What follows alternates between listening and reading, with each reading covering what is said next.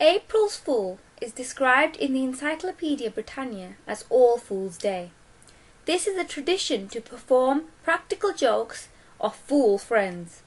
This day is celebrated in most of the countries for centuries, though the origin of this custom is unknown. It is parallel to other festivals like Holi, which is celebrated on 31st March in India by Hindus. When nature suddenly fools people by the changes in weather, when there is only a day's difference in 31st March and 1st April, people get an excuse to fool others on this day.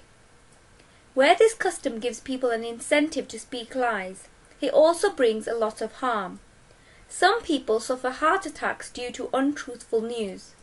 Such jokes are not permissible, which cause difficulties and losses to others. The Holy Quran states, "Shun all words of untruth." The Holy Prophet ﷺ has said, "Woe be on one who speaks and lies in order to make people laugh. Woe be on him." The promised Messiah ﷺ has written, "April Fool is such a bad custom that it is considered civilized to speak lies."